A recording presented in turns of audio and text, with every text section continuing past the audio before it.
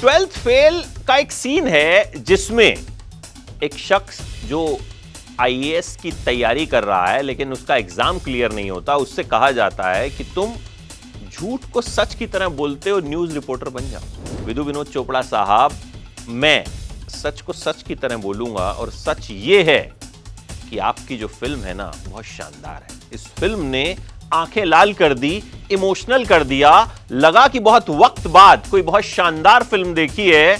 और मेरा तो यह कहना है कि इस फिल्म को विक्रांत मैसी को और आपको नेशनल अवार्ड मिलना चाहिए, हर वो अवार्ड मिलना चाहिए जो एक अच्छी फिल्म बनाने वाले को मिल सकता है। कहानी है ट्वेल्थ फेल एक शख्स की, मनोज नाम का शख्स जो चंबल में रहता है, बहुत गरीब परिवार, पिता ईमानदार हैं, इस वजह से नौकरी जा चुकी है, घर में खाने के लाले पड़े हैं। स्कूल में एक साल चीटिंग नहीं हो पाती क्योंकि एक ईमानदार पुलिस अफसर आ जाता है, उस वजह से मनोज ट्वेल्थ फेल हो जाता है। उसको भी अब उस अफसर जैसा बनना है, पूछता है सर क्या करूं, वो कहते हैं चीटिंग बंद कर दे। मनोज चीटिंग बंद कर देता है, अगले साल 3rd डिवीजन से 12th पास कर लेता है, बाकी चीटिंग करने वाले 1st डिवीजन से पास करते हैं। फिर मनोज आईएएस बनने का सपना देखता है, अफसर बनने का सपना देखता है। उसको तो यह भी नहीं पता होता कि आईएएस क्या होता है। पहले ग्वालियर जाता है, फिर दिल्ली के मुखर्जी नगर जाता है। क्या बन पाता है? देखिएगा थिएटर जाके। एक्टिंग, मतलब हम एक शब्द यूज करते हैं एक्टिंग। अगर एक्टिंग को डिफाइन किया जा सकता है, अगर एक्टिंग की कोई वर्कशॉप होती है तो इस फिल्म में विक्रांत मैसी का किरदार देख लीजिए। मनोज के किरदार को उन्होंने जिस तरह से निभाया है ना, मेरे हिसाब से उसे ही एक्टिंग कहते हैं। एक्टिंग का अगर कोई बहुत ऊंचा पैमाना है तो विक्रांत ने उसे भी छू लिया है।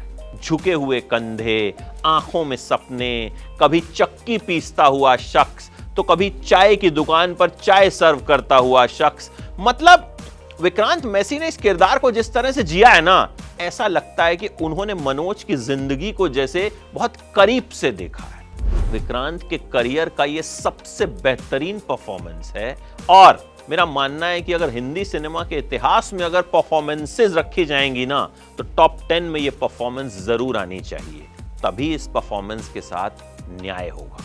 मेधा शंकर ने विक्रांत की गर्लफ्रेंड का किरदार निभाया है। फिल्म में जब वो आती हैं तो थोड़ा खलता है, लेकिन बाद में लगता है ये कितनी जरूरी है। उनका काम भी कमाल का है। अनंत विजय विक्रांत के दोस्त के किरदार में है, एक ऐसा शख्स जो पिता के प्रेशर में आईएएस की तैयारी कर रहा है। उनका काम भी शानदार है, कमाल की एक्टिंग की है उन्होंने। विकास दिव्यकीर्ति जो आईएएस की तैयारी करवाते हैं वो भी इस फिल्म में नजर आते हैं और उन्होंने एक्टिंग की ही नहीं है, उन्होंने खुद का किरदार निभाया है और बिल्कुल वैसा निभाया है जैसा हम उन्हें देखते हैं। लगा ही नहीं कि फिल्म के कैमरों से उन्हें कोई फर्क पड़ा हो।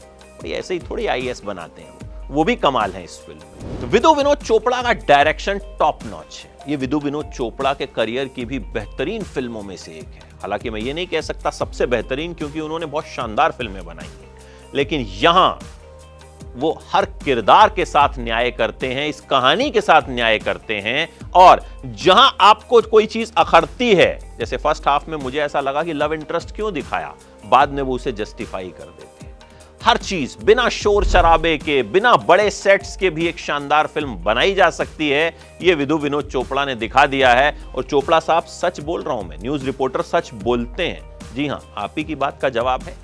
शांतनु मोइत्रा का म्यूजिक बहुत अच्छा है और बैकग्राउंड म्यूजिक तो बहुत शानदार है, क्योंकि बैकग्राउंड में म्यूजिक है ही नहीं। जी हां, जब जरूरत ही नहीं थी तो क्यों डालना, यहां भी ऐसा किया गया है। बैकग्राउंड में आटा चक्की की आवाज आती है, बैकग्राउंड में विक्रांत की सांसों की आवाज आती है, बैकग्राउंड में जब वो 8-9 घंटे पढ़ के थक जाता है उसकी थकान महसूस होती है, और उससे अच्छा म्यूजिक इस फिल्म के लिए हो नहीं सकता था। कुल मिलाकर ये एक ऐसी फिल्म है जो आपको इमोशनल करती है, आपको एक सफर पे ले जाती है। और अगर आप आईएएस की तैयारी कर रहे हैं या किसी को जानते हैं जो आईएएस की तैयारी कर रहा हो, जब वो ये फिल्म देखेगा ना तो यकीन मानिए मोटिवेट हो जाएगा। मुझे भी लगा कि यार अगर उम्र बची होती तो आईएएस की, आईपीएस की तैयारी ही कर लेते। ये फिल्म आपको इस हद तक मोटिवेट करती है।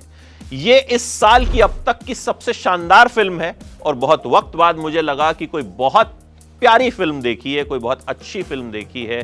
जरूर देखिएगा इस फिल्म को, ऐसा सिनेमा देखा जाना चाहिए, क्योंकि जब तक हम ऐसा सिनेमा देखेंगे नहीं, ऐसा सिनेमा बनेगा नहीं। मेरी तरफ से इस फिल्म को मिलेंगे 5 में से 4 स्टार्स। वो इसलिए क्योंकि फिल्में और जिंदगी दोनों ही ऐसी चीज है जहां परफेक्शन की गुंजाइश हमेशा बनी रहनी चाहिए।